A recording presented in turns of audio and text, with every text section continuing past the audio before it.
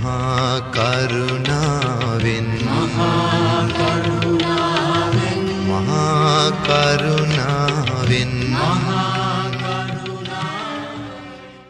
සමන්ත චක්කවාලේසු අත්‍රා ගච්ඡන්තු දේවතා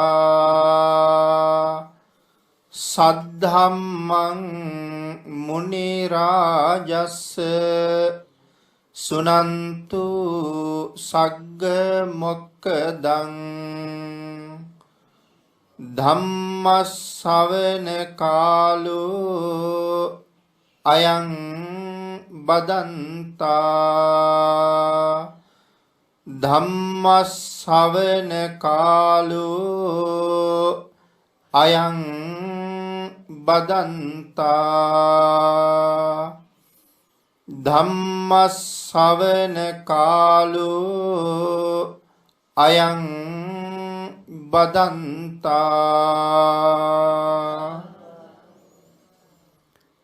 නමෝ තස්ස භගවතු අරහතු සබ්බ ධම්මේසු අප්පටිහත ඥානචාරස්ස දස බලධරස්ස චතු වේසාරජ්‍ය විසරදස්ස සබ්බ සත්තුත්තමස්ස ධම්මිස්සරස්ස ධම්ම රාජස්ස ධම්මස්සාමිස්ස තථාගතස්ස සබ්බඤුනෝ සම්මා සම්බුද්දස්ස නමෝ තස්ස භගවතු අරහතු සබ්බ ධම්මේසු අප්පටිහත ඥානචාරස්ස දස බලධරස්ස චතු වේසාරජ්‍ය විසරදස්ස සබ්බ සත්තුත්තමස්ස ධම්මිස්සරස්ස ධම්ම රාජස්ස ධම්මස්සාමිස්ස තථාගතස්ස සබ්බඤුනෝ සම්මා සම්බුද්දස්ස නමෝ තස්ස භගවතු අරහතු සබ්බ ධම්මේසු අප්පටිහත ඥානචාරස්ස දස බලධරස්ස චතු වේසාරජ්‍ය විසරදස්ස සබ්බ සත්තුත්තමස්ස ධම්මිස්සරස්ස ධම්ම රාජස්ස ධම්මස්සාමිස්ස තථාගතස්ස සබ්බඤුනෝ සම්මා සම්බුද්දස්ස සද්ධර්ම ශ්‍රාවක කාරුණික ගුණගරුක බෞද්ධ පින්නතුනි බොහෝම ශ්‍රද්ධාවෙන් මේ සියලු දෙනාම සැදී පැහැදී සූදානම් වෙන්නේ තථාගත ශාන්තිනායක සම්මා සම්බුදුරජාණන් වහන්සේ විසින් ලෝක සත්වයන් පිළිබඳව අප්‍රමාණ දයාවෙන් කරුණාවෙන් මෛත්‍රියෙන් යුක්තව අවබෝධ කරගෙන දේශනා කොට වදාළ පරම ගම්බීර වූ ශ්‍රී සද්ධර්ම රත්නයෙන් අබමල් රේණුවකටත් වඩා අඩු බොහෝම පුංචි කොටසක් දේශනා කරවගෙන ධර්ම ගෞරවය පෙරදරි කරගෙන දේශනාගත ධර්මයේ ශ්‍රවණය කරන්න. එසේ ධර්ම ශ්‍රවණය කිරීමෙන් ලැබෙන අවවාද අනුශාසනා තම තමන්ගේ ජීවිතවලට එකතු කරගෙන වඩාත් නිවැරදි මෙලව ජීවිතයක් සකස් කරගන්නත් නිවැරදි වුණ මෙලව ජීවිතයක් තුලින් සුගතිගාමී වූ පරලොව ආයති භවයකින් සැනසීමේ උතුම් පරමාර්ථයත් ඇතුවයි ධර්ම ශ්‍රවණය කරන්න සූදානම් වෙන්නේ. පින්නතුනි අද ධර්මදේශනාවේ මාතෘකාව හැටියට මම යොදා ගන්න කල්පනා කළේ ධම්මපද පාළියේ 4 වෙනි වග්ගයේ පුප්ප වග්ගයේ සඳහන් වන 13 වෙනි ගාථා රත්නය. අප්පමත්තෝ අයං ගන්ධෝ යායන් තගර චන්දනී යෝච සීල වතං ගන්ධෝ වාති දේවේසි උත්තමෝ.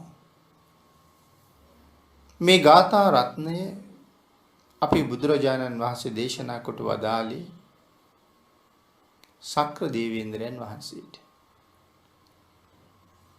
මේ ගාථාවේ සරල තේරුම අප්පමත්තෝ අයං ගන්ධෝ, මේ ලෝකේ තියෙන උසස්ම සුවඳ වර්ග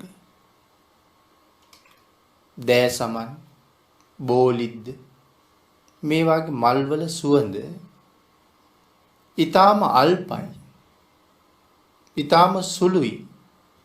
නමුත් මනුලව තියෙන ඊටාමත්ම සුවඳවත්ම මල්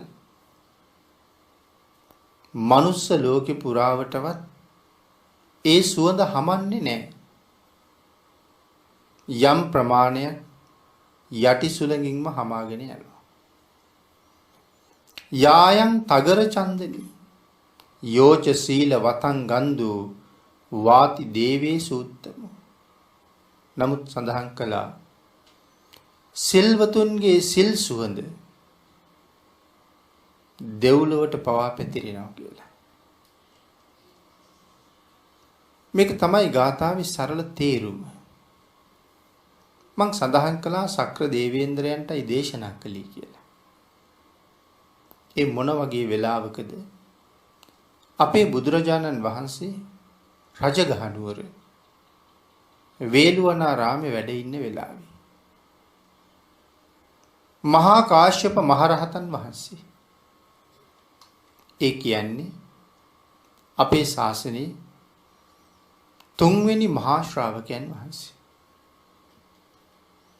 පුලිල කියන ලෙනේ තමයි වැඩ හිටියේ. පුලිල ලෙනේ මහා කාශ්‍යප මහරහතන් වහන්සේ දවස් 7 එක දිගට නිරෝධ සමාපත්තියට සමවැදිලා වැඩ හිටියා. නිරෝධ සමාපත්තියෙන් අවදි වෙලා උන්වහන්සේ කල්පනා කළා අද දුප්පතෙකුට පිහිට වෙන්න හොඳ දවස. මේ මහරහතන් වහන්සේලා නිරෝධ සමාපත්තියෙන් වැඩ ඉඳලා අවදි වුණාට පස්සේ උන්වහන්සේට පූජා කරන පළවෙනි දානි යමෙක් ඒ සඳහා අවස්ථාව උදා කර ගන්නවද ඒ ජීවිතේදීම බොහෝ වෙලාවට ඒ දවස තුලදීම ඒ දානයාගේ මහත්ඵල ආනිසංසයත් ඒ පුද්ගලයා ලබනවා. ඒකට හේතුව මහරහතන් වහන්සේ නම ලෝකෙට කොච්චර වටිනවද? අල්ප ස්වල්ප වූ පින් කඳක් නෙමෙයිනේ රහතන් වහන්සේ නමක් කියලා කියන්නේ.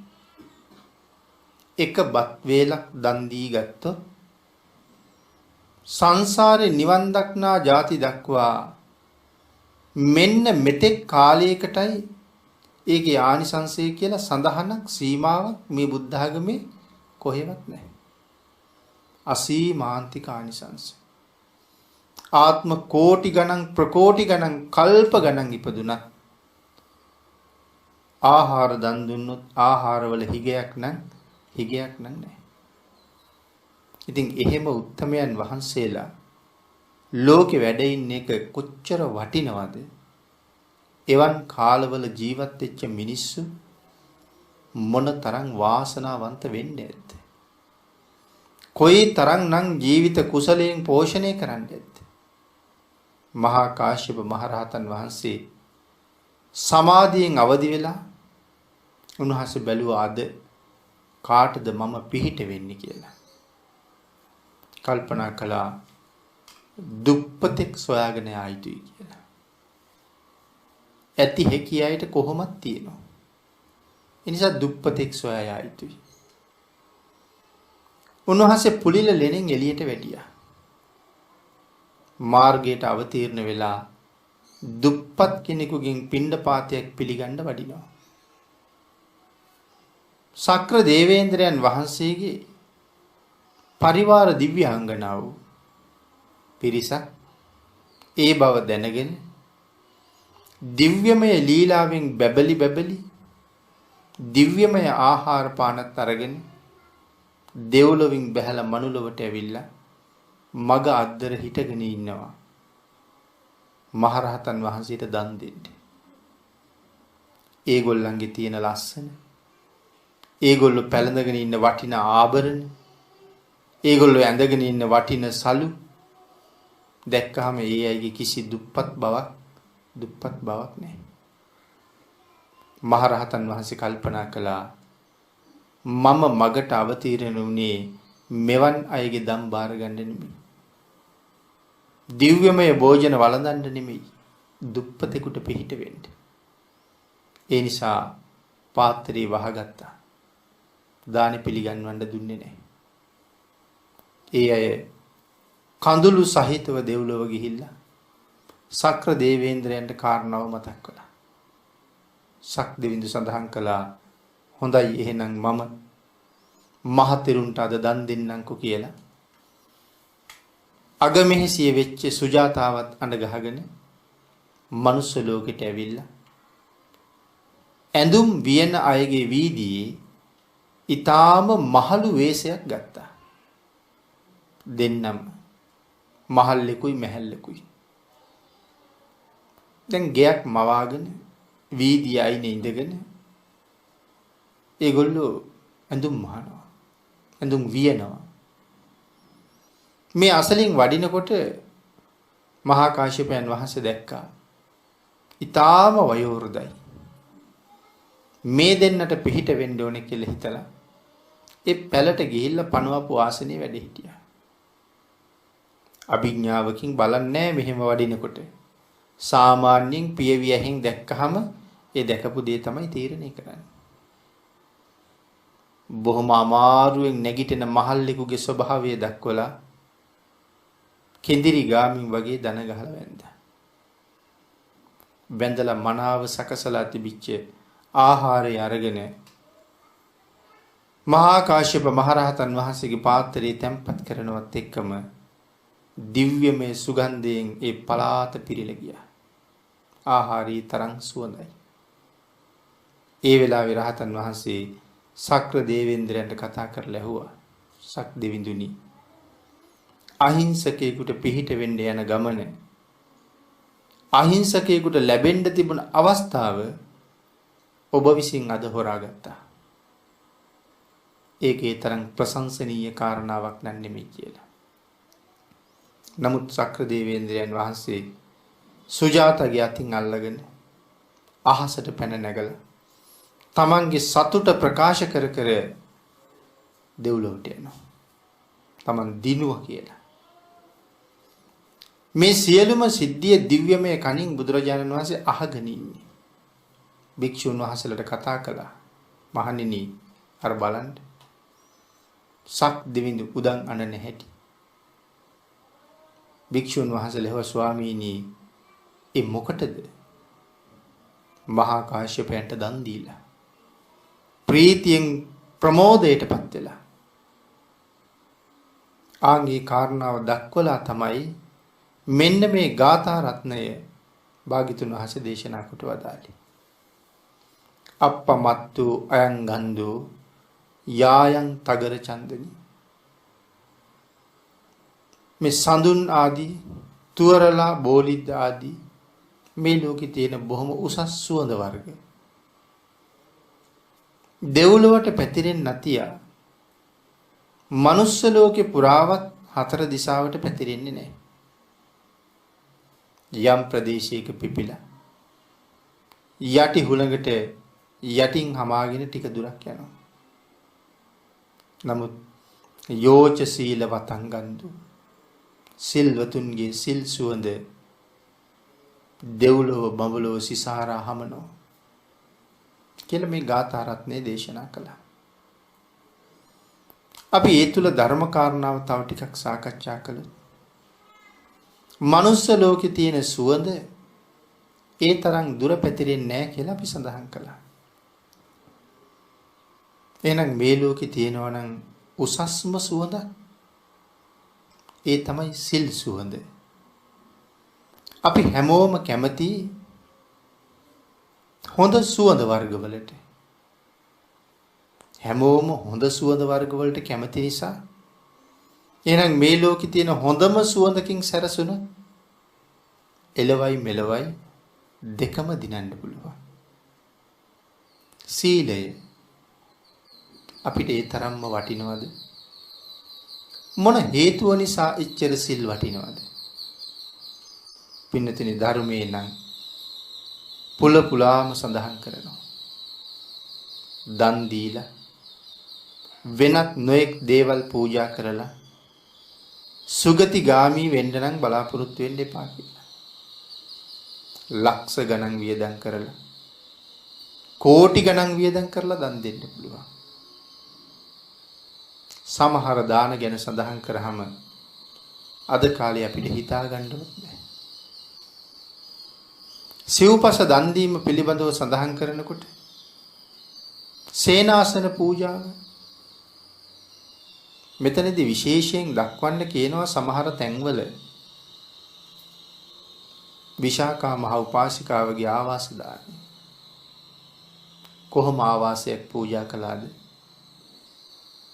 විශාකා මහදේවිය හදාපු පන්සල. ඒ පන්සලේ නම පූර්වාරාමය. ඒ පන්සලේ කුටි කීයක් හැදුවද?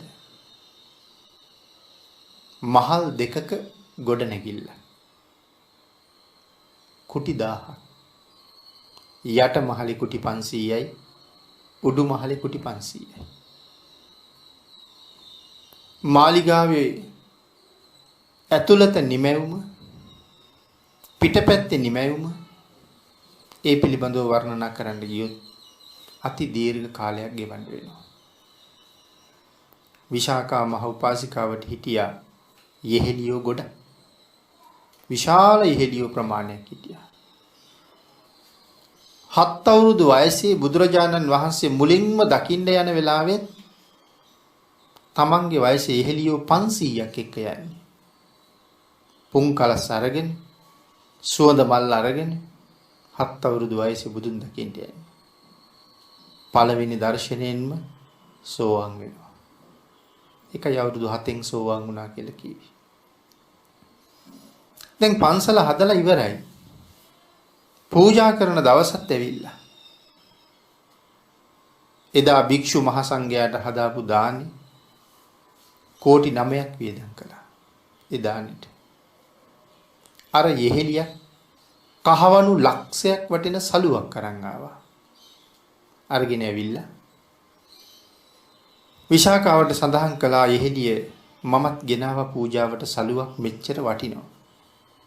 ඒක මම කොතනද පූජා කරගන්නේ කියලා. විශාකා මහදේවිය සඳහන් කළා සලුව දිහා බලලා නැගණිය ඔබ කැමති තැනක පූජාව කරන්න කියලා. ඇය පාල මහලි කුටි 500ටම ගියා. සලුව තියන්න තැනක් නැහැ. උඩු මාලි කුටි 500ටත් ගියා. සලුව තියන්න තැනක් නැහැ. ඇය සලුව තුරුල් කරගෙන අඬන්න ගත්තා. ආනන්ද හාමුදුරුවෝ දැකලා ඇහුවා උපාසකම්මයි අඬන්නේ කියලා. ස්වාමීනි මෙතරම් වටින සලුවක් ගෙනාවා. මගේ එහෙලිය කිව්වා කැමති තැනක පූජා කරගන්න කියලා. මට ඒ සලුව පූජා කරන්න තැන මේ විශාල මන්දිරය ඇතුලේ නෑ කියලා. ආනන්ද හාමුදුරුවෝ විමසිලිමත් වුණා. විශාකා මහදේවියට පාපිස්සක් දාන්න අමතක වෙච්ච එක තැනක් තිබුණා.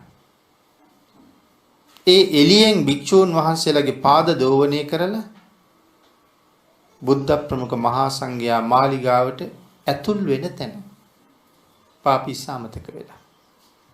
සඳහන් කළා ඔබේ සලුව නමලා ආන් එතෙන්ට දාන්න পায় දෝවණය කිරීමෙන් අනතුරුව পায় පිහගෙන ඇතුල් වෙන්න. එතකොට දැන් পায় පිහින සලුවේ වටිනකම කොච්චරද? කහවණු ලක්ෂයක්. එතකොට ඇයි අර කාන්තාව ඇඬුවේ? ඇය සඳහන් කරනවා මේ මාලිගාවේ කුටියක් ගාව දාලා තියෙන හැම පාපිස්සක්ම කහවණු ලක්ෂයකට වඩා වටිනවා. මාලිගාවේ දාපු පාපිස්ස කහවණු ලක්ෂයකට වඩා වටිනවා නම් මාලිගාවේ ඉතුරු කටයුතු ගැන කතා කරන්න අවශ්‍ය නැහැ. නමුත් පින්නතුනි මෙවන් මහා ආරාම පූජා කරලවත් සුගතියේ යන්න නම් හිතන්න එපා කියලා තමයි කියන්නේ. ඒ කියන්නේ සුගතිගාමී වෙන්න ඒ මදි. එහෙනම් උපදින තැන තීරණය කරන්නේ මොනවද? මේ ලෝකේ මැරෙන පුද්ගලයෙක් ආයසරයක් උපදින්නේ කොතනද කියන කාරණාව තීරණය කරන එකම සාධකයේ තමයි සීලය. ඒකයි මම මේ සඳහන් කළේ කොච්චර වටින කොච්චර උසස් දන් දුන්නත් උපදින තැන නම් වෙනස් වෙන්නේ නැහැ. සීලයට තමයි උපදින තැන වෙනස් කරන්න පුළුවන්. එහෙමනම් මේ බණ අහන මේ ලොකු කුඩා සියලුම දෙනා මනුස්ස ලෝකේ වාගේ උතුම් තැනක උප්පත්තිය ලැබුවේ ඔබ හැමෝම පෙර මොනවා කළ නිසාද? හොඳට සිල්වත් වෙලා හිටපු නිසා. සීලය උපදින තැන තීරණය කරනවා. දානය ඉපදුනාට පස්සේ ලැබෙන්න ඕනේ දේ තීරණය කරනවා. අපේ ජීවිත හැම එකකම වගේ තැනක ඉපදුනාට පස්සේ අතපාන් නැතුව ආහාර පාන ලබන්න නම් ලොකු හේතු සම්පත් අපිට ඇති. මොකද අපි තිරිසන් සත්තුන්ටත් දන් දෙනවා, කෑම දෙනවා. දුස්සීල මිනිස්සුන්ටත් කෑම දෙනවා. පෘතජ්ජන සීලවන්තයන්ටත් කෑම දෙනවා. අහසින් යන තවුසු හම්බ වෙන්නේ නැහැ. තිසරණ සහිත පන්සිල් තියෙන බෞද්ධයන්ටත් දන් දෙනවා. භික්ෂූන්ටත් දන් දෙනවා. බුද්ධ පූජාවත් කරනවා. ඒ වගේ ආහාර පාන නම් සසරට අපිට හිග නැහැ. නමුත් කොච්චර ආහාර පානල භවභෝග සම්පත් ලැබෙන්න තිබුණත් ලබන්න සුදුසු ජීවිතයක් හොයන්න ඕනේ. එහෙම ජීවිතයක් නොලැබුණත් අර ආහාර දාන විපාක දෙනවා. සුනකයෝ වෙලා ඉපදෙනවා. ඇත්තු වෙලා ඉපදෙනවා. අස්සයෝ වෙලා ඉපදෙනවා. සුනකයන්ට හොඳට කැම තියෙනවා. මේ කතා කරන්නේ අපි ඔය තැන හැම තැනම දකින්න සුනකයෝ ගැන නෙමෙයි. මිනිස්සුන්ට වැඩි සැප විඳින සුනකයෝ සමහර තැන්වල අපි දකිනවා. සැලකිලි සත්කාර සේවකයෝ දැසිදස්සු අඩු නැහැ. මල මුත්‍ර ටික අයින් කරන්න පවා සමහර තැන්වල සේවකයෝ ඉන්නවා. මිනිස්සු වෙලා ඉපදිලත් හරි අවාසනාවන්තයි අම්මා තාත්තා සමහරලාට මල මුත්‍ර ගොඩි. නමුත් සුනකයා එහෙම තියන්නේ නෑ කවදාවත්. ඒ තමයි දන් දීපු පින. නොඑක ආකාරයේ බෙහෙත් ප්‍රණීත ආහාර පාන හිග නෑ යයිට. ඇත්තු වෙලා ඉපදෙනවා. පින්නතුනේ මහා රජෙකුගේ මංගල හස්තියා වෙලා ඉපදිච්චාම සඳහන් කරන්නේ බිමට පළස් එලලා උඩට මල් වියන් බැඳලා ඒ වියන් යට තමයි යතා ඉන්නවා කියලා. අදත් ඔය රේස් දුවන අස්සයන්ට කොච්චර සලකනවද? ඒගොල්ලෝ කොච්චර මිලයිද? මේ ලෝකේ තියෙන වටින වාහන වලට වඩා හරි මිලයි එවන් අස්සෙයි. එක පාදයක් මිලියන ගණක් වටිනවා. මේ දන් දීපු අය සැලකුම් ලබනවා. නමුත් එවන් තැන්වල ඉපදිලා තියෙන්නේ සිල් නැති හින්දා තිරිසන් ලෝකෙ ඉපදිලා. එහෙනම් මම සඳහන් කළේ අපි පෙර සිල් රැකපු අය දැන් ජීවිතෙන් ආපහු ප්‍රශ්නයක් අහන්න ඕනේ. පෙර සිල් රැකපු නිසා අපි මනුස්ස ලෝකේ ඉපදුනා. දැනට මේ ජීවිතේ මම ගාව කොයිතරම් සිල් තියෙනවද? හැම කෙනෙක්ම තමන්ගෙන් ඒ ප්‍රශ්නය අහන්න ඕනේ. මොකද බාලද, තරුණද, මහලුද මේ කාටවත් කියන්න පුළුවන්ද අද රැට කෑම කනවා කියලා? ජීවිතයේ අන්තිම කෑම වේල වෙන්න ඇති අද දවල් අනුභවකදී. සමහරලාට රාත්‍රියේත් පුළුවන් වෙයි යහනට ගොඩ වෙලා නිදාගත්තාම කාටද කියන්න පුළුවන් හෙට උදේට ඒ යහනෙන් බහිනවා කියලා? කාර්යාලේ පුටුවෙන් නැගිටපු කෙනාට හෙටත් මේ පුටුවට එනවා කියලා ස්ථීර කරන්න පුළුවන්ද? අපි එහෙම කියලා එනවා. නමුත් විශ්වාස නැහැ. හදිසියේ මරණය ආවොත් ආපහු සුගතියක උපදින්න අවශ්‍ය සිල් අපි සම්පූර්ණ කරලාද කියන ප්‍රශ්නෙට උත්තරයක් අපි හදලා තියන්න ඕනේ නැද්ද? තිසරණ සහිත පන්සිල්. මේ ශාසනයේ ප්‍රාථමිකම පුද්ගලයා තිසරණ සහිත පන්සිල් තියෙන කෙනා.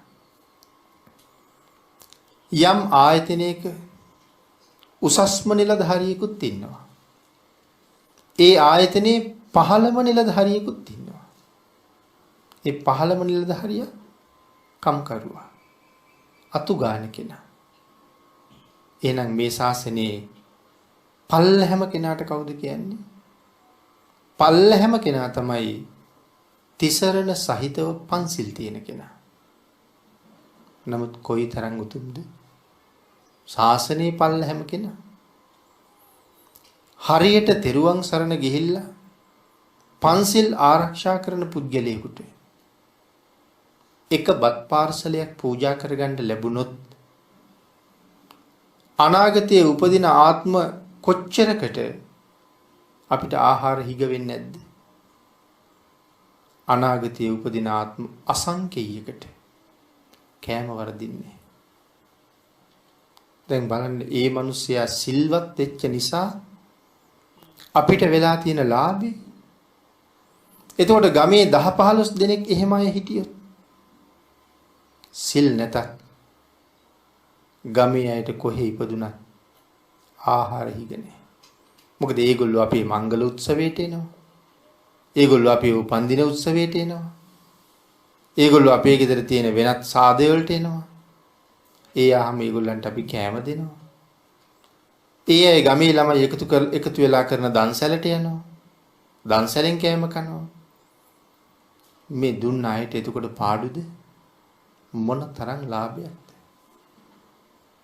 මෙන්න මේකට තමයි කියන්නේ හැබෑම ආත්මාර්ථකාමීත්වය කියලා. අපි අද ආත්මාර්ථකාමියෝ කියලා කියන්නේ වෙන අර්ථයකින්. නමුත් නියම ආත්මාර්ථකාමියා කියලා කියන්නේ කාටද? තමන්ගේ ආත්මයට මනා අර්ථයක් සම්පූර්ණ කරගත්ත පුජ්‍යලයා. ඒ තමයි හැබෑම ආත්මාර්ථකාමියා. ඔහු ආත්මාර්ථකාමී වෙන්න අවටින් අයට මොකද වෙන්නේ?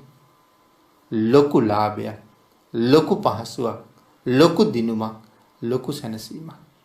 ඒ අය සිල්වත් වෙන්න ඒ අයට යම් දෙයක් දෙන උපකාර කරන අපට තියෙන ලොකු ප්‍රයෝජනයක්. එහෙම වෙච්චාම අපේ අයට හිතෙන්නේ නැද්ද මම දිවි හිමියෙන් පන්සිල් ආරක්ෂා කරන කෙනෙක් වෙන්න ඕනේ කියලා? අනුන්ට පිහිට වීම පැත්තක තියලා Tamanට සුගතියක් හොයාගන්න. යමෙක් එහෙම සිල් රකින්න පටන් ගත්තොත් පින්නතුනි දෙවිවරු බ්‍රහ්මයෝ ඒ අයට හරිම කැමති. ඒ අය හරියට ආරක්ෂා කරනවා දෙවියෝ. ඒ අයට හරියට පිහිට වෙනවා දෙවියෝ. එක අවස්ථාවක අපේ බුදුරජාණන් වහන්සේ වස් පවාරණය කරලා සවැත් නුවර මහා මණ්ඩලයේ වඩින්න තීරණය කරලා. එහෙම තීරණය කරාම කවුරු නවතින්න කිව්වත් බුදුරජාණන් වහන්සේ නවතින්නේ නැහැ. ලෝක සත්වයාට අනුකම්පාවෙන් ඒ ගමන වඩිනවමයි. අනාථපිණ්ඩික සිටුතුමා ඇවිල්ලා සඳහන් කළා අනේ ස්වාමී තව මාසයක් වැඩ ඉන්න කියලා. කොසල් රජුරුව සඳහන් කළා. විශාකා මහ උපාසිකාව ඉල්ලීමක් කළා. නමුත් බුදුවරු ගත්තොත් තීරණයක් ඒක වෙනස් වෙන්නේ නැහැ. අනාථපිණ්ඩික සිටුතුමා බොහෝම කනස්සල්ලි. කල්පනා කර කර ඉන්නවා. සිටු මාලිගාවේ ඉන්නවා දාසියක් පුන්න කියලා. පුන්න ඇහුවා අපේ සිටුතුමා අද හරීම කල්පනා වෙන්නේ කියලා. සිටුතුමා සඳහන් කළා වූ පුන්නේ. භාග්‍යතුන් වහන්සේට තව එක මාසයක් අපි වෙනුවෙන් ඉවසන්න කිව්වා. භාග්‍යතුන් වහන්සේ අපි කාගේවත් කියමන අහන්නේ වඩිනවා. පුන්න ඇහුවා සිටුතුමනි මම නවත්තන්නද භාග්‍යතුන් වහන්සේ? මට මොනවද දෙන්නේ කියලා. සිටුතුමා පුදුමයෙන් පුදුමයටපත් වුණා. සිටුතුමා සඳහන් කළා උඹට පුළුවන් දෙයක. උඹ එහෙම කළොත් මුළු ජීවිත කාලෙම ඔබ දාස භාවයෙන් නිදහස් කරනවා කිව්වා. පුන්න යනකොට බුදුරජාණන් වහන්සේ මගට ඇවිල්ලා. පුන්න ගිහිල්ලා දන ගහලා වැන්දා. වැන්දලා කිව්වා ස්වාමීනි තව එක මාසයක් භාග්‍යතුන් වහන්සේ ජේතවනාරාමේ වැඩ සිටියා. බුදුරජාණන් වහන්සේ ඇහුවා පුන්නේ මං තව මාසයක් වැඩ ඉන්නවා කියලා කියන්නේ මොන හේතුවක් නිසාද? සඳහන් කළා ස්වාමීනි භාග්‍යතුන් වහන්සේ තව මාසයක් ජේතවනාරාමේ වැඩ ඉන්නවනම් මම මගේ මුළු ජීවිතේ තියෙන තුරාවට කවදාවත්ම පන්සිල් උල්ලංඝනය කරන්නේ නැහැ කියලා. බුදුරජාණන් වහන්සේ පුන්න දිහා බලලා තුන් පාරක් සාදුකාර පැවැත්තුවා. ආපහු හැරිලා ජේතවනාරාමයට වැඩියා. බලන්න රජ්ජුරුවන්ගේ ඉල්ලීමට කී කරුන්නේ ඉල්ලීමකට භාග්‍යතුන් වහන්සේ පිළිගත්තේ නැහැ. මහසිතානන්ගේ ඉල්ලීම පිළිගත්තේ නැහැ. විශාකා දේවියගේ ඉල්ලීම පිළිගත්තේ නැහැ. නමුත් මේ දාසියගේ ඉල්ලීම පිළිගත්තේ ඇයි? ඒ සිල් රකින්නවා කියහම භාග්‍යතුන් වහන්සේට අනුකම්පා කළා. එතකොට සිටුතුමාට සිල් නැද්ද? විශාකා උපාසිකාව ගාව සිල් නැද්ද? ඒගොල්ලෝ ගාව කොහොමත් සිල් කැඩෙන්නේ නැහැ. සෝවාන් වෙලානේ. කොහොමත් සිල් කැඩෙන්නේ නැහැ. දැන් අලුතෙන් සිල් වලට එන කෙනෙකුටයි උපකාර කරන්න ඕනේ. එහෙනම් පන්සිල් ආරක්ෂා කරන කෙනාට භාග්‍යතුන් වහන්සේ ඒ තරම් පිහිට වුණා නම් පින්නතුනි පන්සිල් රකින්නවා නම් යමි දෙවියෝ කොයි තරම් උපකාර කරයිද? සඳහන් කරනවා මනුලොවට ඇවිල්ලා සිල් රකින්න මිනිස්සුන්ට වඳින්න දෙවියෝ හරි කැමතියි කියලා. සිල් රකින්න මිනිස්සුන්ගේ සිල් සුවඳ දෙව්ලොවට බඹලොවට හමාගෙන ගියහම ඒ සිල් සුවඳින් දෙවියෝ පිබිදෙනවා කියලා සඳහන් කරන්නේ. සක්‍ර දේවේන්ද්‍රයන් වහන්සේ මනුස්ස ලෝකෙට දෙව්ලොව ඉඳගෙන වඳිනවා. මාතලී දිව්‍ය පුත්‍රයා එක දවසක් අහනවා ස්වාමීනි පස්පව් කරන පව් ගඳ ගහන නරයන්ට වඳින්නේ කියලා. ඒ වෙලාවේ සඳහන් කළා මාතලී එහෙම කියන්න එපා. ඔය මනුස්ස ලෝකේ ඉන්නවා හරි විශේෂිත මිනිස්සු. යේ ගහට්ටා පුඤ්ඤකාරා. සමහර ගෘහපතියෝ ඉන්නවා හුඟක් පින් කරනවා. සීලවන්තෝ උපාසකෝ හරි සිල්වත් උපාසක උපාසිකාවෝ ඉන්නවා. ධම්මේන ධාරං පෝෂෙන්ති. ධාර්මිකව ධනෙ උපේලා අඹදරුව පෝෂණය කරන ධාර්මික මිනිස්සු ඉන්නවා. තං නමස්සාමි මාතලී. මාතලී මං අන්න ඒ අයට වඳිනවා කියලා. ඒ කියන්නේ සිල්වත් නම් සක්‍ර දේවේන්ද්‍රයන්ගෙන වැඳුම් ලබන්න පුළුවන් කියන එකයි. එතකොට මනුලව ඉන්න අයට කොයි තරම් පින් කරන්න පුළුවන්ද? නමුත් අපි අපෙන් ආපහු අහන්න ඕනේ ඒ තරම් අවස්ථාවක් ලැබිලා ඒ අවස්ථාවෙන් ප්‍රයෝජන ගන්නේ නැත්තේ ඇයි කියලා. අද රැයට ජීවිතෙන් සමුගන්න වුණොත් මහ නිරයකට යන්න කැමතිද? අකමැති නම් අපි ගාව ඒ සිල් තියෙන්න ඕනේ. නමුත් මෙහෙම කොච්චර කරුණු පැහැදිලි කළත් අපේ අය ඒ සිල් මත පිහිටන්න හිතන්නේ බොහෝම සුළු පිරිසයි. ශ්‍රද්ධාව තියෙන ඊටාම සුළු පිරිසකටයි. අපි කියන්නේ සිල් ආරක්ෂා කරනවා කියලා. සිල් රකින්නවා කියලා. නමුත් අපි ඒ තරම්ම සිල් රකින්න උත්සාහ දරන්නේ නැහැ. හිතලා බලන්නකෝ. දරුවෙක් රකින්නවා වගේ සිල් රකින්නවද කියලා? දරුවෝ රකින්නවා වගේ කොහොමද සිල් රකින්න ශ්‍රද්ධාවක් අපිට නැහැ. හැබැයි දරුවෝ රකින්න ඕන තරම් අපි සිල් කඩනවා. දරුවෝ රකින්න සිල් රැක්කාය නැහැ. දරුවෝ වෙනුවෙන් සිල් කඩපු අය ඕන තරම් ඉන්නවා. හැබැයි සිලුත් කඩාගෙන හදපු රැකපු දරුවෝ තව ටිකක් ලොකු වුණාම ඒත් අපිට සැපයක්ම ගෙනල්ලා දෙනවද? දුකක්මයි. ටිකක් ලොකු වෙනකොට අපි කියන දේ අහන්නේ නැහැ. දරුවෝ කියන දේ අහන්නේ නැති කොටත් මව්පියන්ට දුකයි. පාරේ යන මිනිස්සු 100ක් බැන්නත් ඒක ගණන් ගත්තේ නැති වුණාට දරුවගෙන් ටිකක් රළු විදිහට එක වචනයක් කියවුනොත් ඒක හරියට හදවත පසාරු කරගෙන ඊයන් ගමන් කළා වගේ. පුදුම වේදනාවක්. තව ලොකු වෙනකොට ඒ අය හොඳටම බනිනවා. ඊළඟට ඒ අය ගහනවා. ඊළඟට ඒ අය මරනවා. ඊළඟට ඒ අය ගෙනහිල්ලා අපි අතරමං කරනවා. පාරවල් වල දාලා යනවා. දැන් අපි රැකපු දරුවෝ මේ සිල් කඩාගෙන ආරක්ෂා කරපු දරුවෝ මේ. දැන් එහෙම දරුවෝ හදලා දරුවෝ රැකලා සතුටක්ද? උරුම වෙලා තියෙන දුකක්මයි. නමුත් ඒ දේත් එහෙම කරන ගමන් පන්සිල්වත් ආරක්ෂා කරගත්තා නම් දැන් අර මහලු ජීවිතේ ඒ දුකයිද? දරුවෝ මම දාලා ගියා. දරුවෝ මට එරෙහි වුණා. දරුවන්ගෙන් ලැබෙන්නේ නැති සතුටක් තියෙනවා. මම පාරේ මැරුණත් කමක් නැහැ. මම වැඩිහිටි නිවාසේ මැරුණත් කමක් නැහැ. මම රෝහල් ඇඳේ මැරුණත් කමක් නැහැ. මොනවා තිබුණද? තිසරණයි පන්සිලුයි තිබුණා. මැරිච්ච ගමම්ම කොහෙද යන්නේ? යේකේචි බුද්ධං සරණං ගතාසි. යමෙක් බුදුන් සරණ ගියාන නතේ ගමිස්සන්ති අපාය භූමි. යන්නේ නැහැ කවදාවත් අපායට. පහාය මානුසං දේහං මනුස්සකයෙන් ප්‍රාණවායුව ඉක්ම යනවත් සමගම දේවකායන් පරිපූර්ණසන්ති. මෙහෙන් පිට වෙනකොටම ප්‍රාණවායුව නතර වෙන්නේ කොහෙද? දෙව් පිරිස අතරයි. එවන් ජීවිතයක් පෝෂණය කරගත යුතුමයි.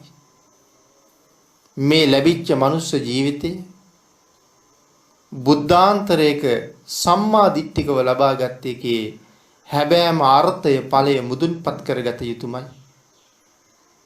තව විදිහකට කිව්වොත් ඔබට හම්බ වෙච්ච ඔබේ ජීවිතේට ඔබ විසින් හොඳ සාධාරණයක් ඉෂ්ට කරගත යුතුමයි. මේ ලෝකේ සාධාරණකම් අසාධාරණකම් ගැන කතා කරන අපි අනුන්ට වෙච්ච අසාධාරණය ගැන කතා කරනවා මිසක් තමන් අතින් වෙලා තියෙන අසාධාරණය ගැන කොහොමත් කතාවක් නැහැ. තමන්ට තමන්ගෙන් ලොකු අසාධාරණයක් වෙලා. එයි මේ කය හුස්ම පිට වෙච්ච ගමන් මහ නිරේක උපද්දවනවා නම් මම මට යහපතක් කරලාද? මම මට සලකලාද? පින්තුනි නිරය ගැන බුදුරජාණන් වහන්සේ සර්වඥතා ඥාණයෙන් අපිට දේශනා කළා. අද අපිට පේන්නේ නැති හින්දා අපිට නිරයට යනකම් මේ ගැන වැටහෙන්නේ නැද්ද කොහෙද? හරි භයානකයි. මහ නිරේවල් කීයේද? මහ නිරේවල් 8යි. සංජීවය, කාලසූත්‍රය, සංඝාතය, රෞරවය, මහා රෞරවය, තාපය, මහා තාපය, අවීචිය කියලා. දිව්‍ය ලෝක කීයේද? 6යි. අපි කියන්නේ අටමහ නිරේ සදෙව්ලොව චාතු මහරජික තාවතිංස යාම තුසිත නිම්මාන රති පරනිම්මිත වසවර්ති. පල්ලෙහැම අඩුම ආයුෂ තියෙන දිව්‍ය ලෝකෙ මොකද්ද? චාතු මහරජිකේ. පල්ලෙහැම දිව්‍ය තලේ ආයුෂ අඩුම දිව්‍ය තලේ. මනුස්ස ලෝකේ ඉඳලා යොදුන් 42000ක් උඩින් තමයි පිහිටලා තියෙනවා. ආයුෂ කොච්චරක් තියෙනවද? මනුස්ස වර්ෂ වලින් අවුරුදු 90යි. අඩුම ආයුෂ තියෙන දිව්‍ය ලෝකයේ ආයුෂ. අවුරුදු 90යි. එතකොට ආයුෂ අඩුම අපාය සංජීව. ඇයි සංජීව කියලා කියන්නේ? නැවත නැවත පණ එනවා. ආයේ උපදිනවා. මෙරි මෙරි උපදිනවා මේ නිරේ. ඒකයි සංජීව කියලා කියන්නේ. එතකොට සංජීවී ආයුෂ කොච්චරද? අඩුම ආයුෂ තියෙන දිව්‍ය ලෝකේ නම් 90යි. අඩුම ආයුෂ තියෙන අපායේ අර දිව්‍ය ලෝකේ මුළු ආයු කාලය ඒ 90 මේ අපායට එක දවසයි. 90 වුණා 360 අවුරුද්දයි. එවන් අවුරුදු 500ක් මේ අපායට අවශ්‍ය. මනුස්ස වර්ෂයෙන් බිලියන 1620ක් මේ අපායට අවශ්‍ය තියෙනවා. මේ අපායේ ඉපදිච්ච අයට අවශ්‍ය තියෙනවා. දෙවනි දිව්‍ය ලෝකේ සත්ව දේවේන්ද්‍රයන් වහන්සේ වැඩ ඉන්න දිව්‍ය ලෝකේ දෙවි රජවරු 33 දෙනෙක් ඉන්න හින්දා අපි මේ දිව්‍ය ලෝකෙට කිව්වේ තාවතිංස කියලා. එහෙම නැත්නම් තව්තිසා කියලා. ආයු ප්‍රමාණය කොච්චරද? මනුස්ස වර්ෂයෙන් අවුරුදු 3,60,00,000යි. දෙවනි අපාය කාල සූත්‍රය. මේ 3,60,00,000 කාල සූත්‍රයට එක දවසයි.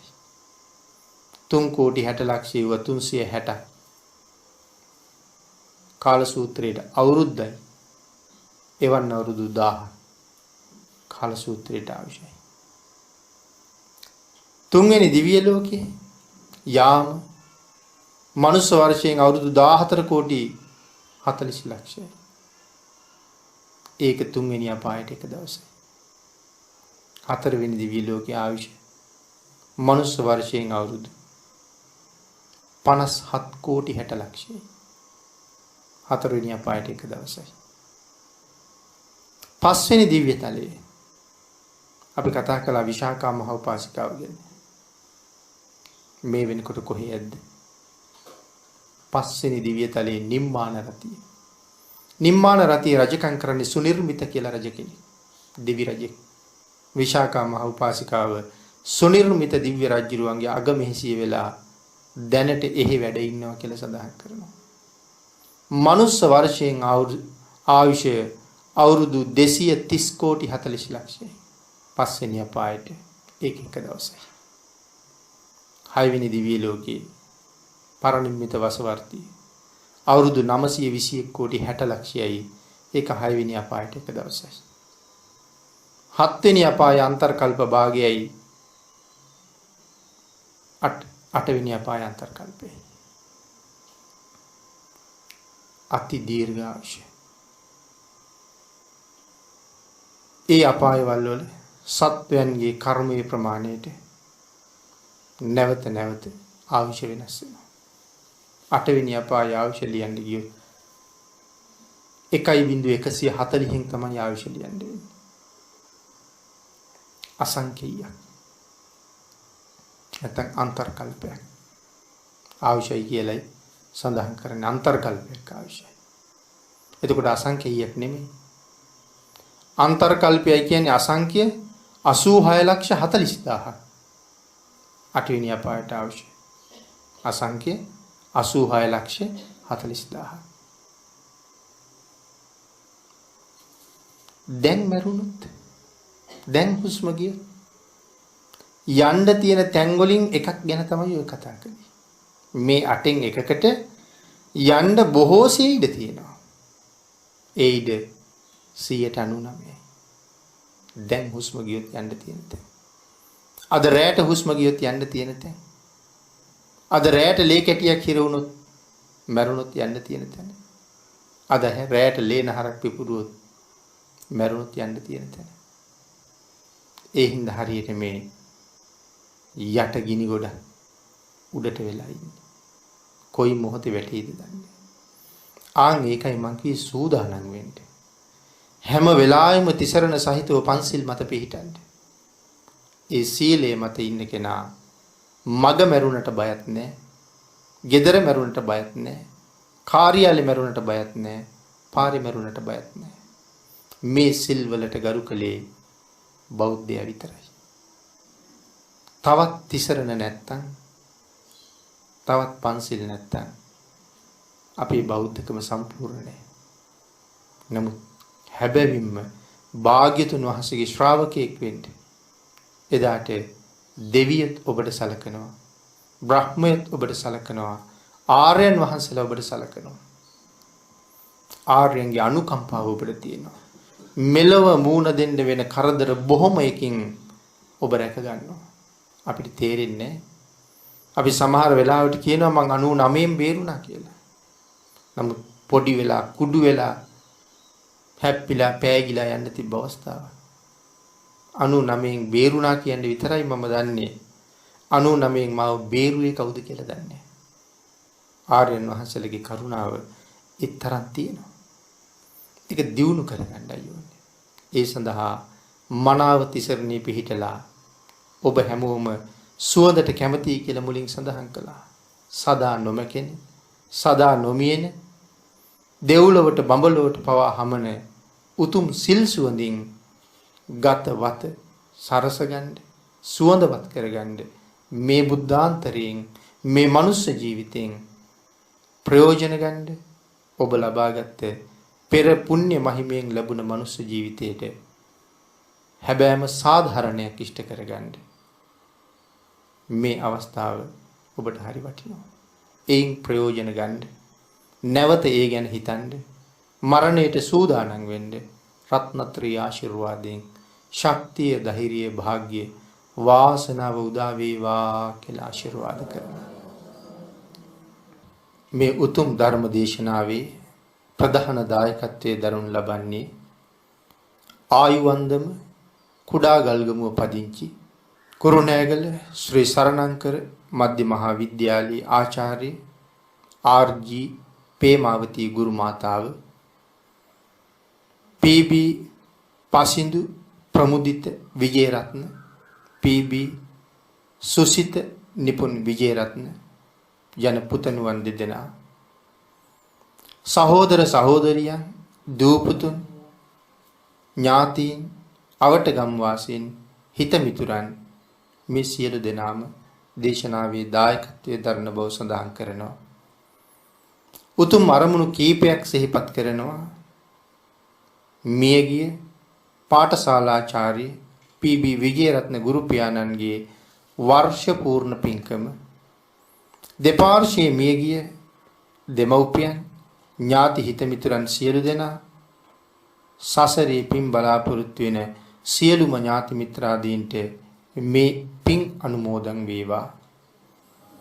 ඊට අමතරව සෙත් ප්‍රාර්ථනා කරනවා පී.බී. සුසිත නිපුන් විජේරත්න චූටි පුතණුවන්ටත්, පී.බී. පසින්දු ප්‍රමුදිත විජේරත්න ලොකු පුතා, සහෝදර සහෝදරියන්, දූපුතුන්, ඥාතීන්, අසල්වාසී හිතමිතුරන් ඒ සියලු දෙනාට රත්නත්‍රි ආශිර්වාදේ ප්‍රාර්ථනා කරනවා. වගේම දේශකයන්න් වහන්සේ ඇතුළු මහා සංඝරත්නයේ සියලු දෙනා වහන්සේටම, ලෝකවාසී සියලු දෙනාටම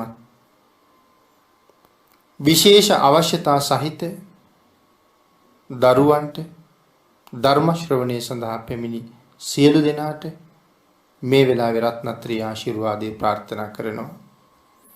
පේමාවතී ගුරු මාතාව ප්‍රධාන සත්පුරුෂ දායක පිරිස විසින් පින් අනුමෝදන් කළ සියලු දෙනාටම පින් අනුමෝදන් වේවා.